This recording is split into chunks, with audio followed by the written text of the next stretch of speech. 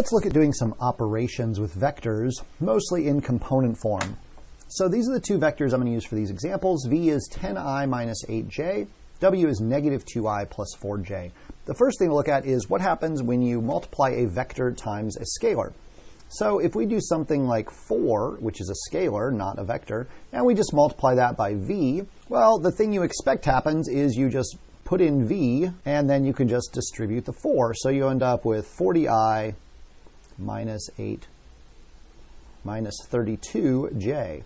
So both of these get 4 times bigger. And what that does is it increases the magnitude by 4 as well. So essentially, if vector v was a certain length, then when you multiply it by 4, it's going to become 4 times as long because both components become 4 times as big. If we try to do a vector plus or minus a scalar, or vice versa, if we try to do v plus 6, well, we have a vector which has a magnitude and a direction. We're trying to add a number onto it. That just doesn't work. It is impossible, which is very disappointing, I know, but that's just the nature of math sometimes. It's like adding apples and oranges or something, or it's even worse than that. It's like adding apples and dark energy from the dark dimension. I don't know. But we can certainly add vectors to each other and subtract them. We did this graphically before, but in component form it's actually even easier because it's what you might expect.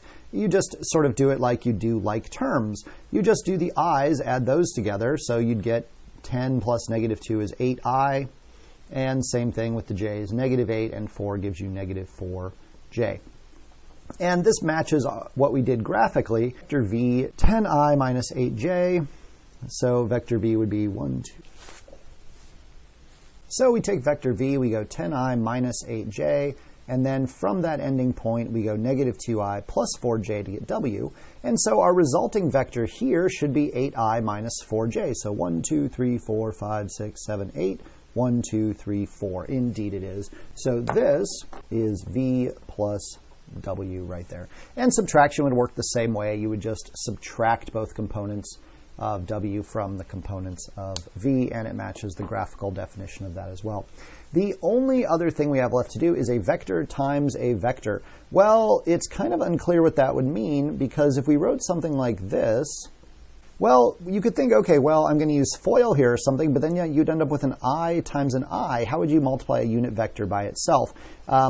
You know, we did I times I when we were dealing with complex numbers, but this is not. This is a unit vector in a certain direction. So this doesn't really work the way you might expect, but this is called a cross product of two vectors, and that is in a section of the book that we don't actually cover in this class, but you can read ahead if you're interested in what that would mean.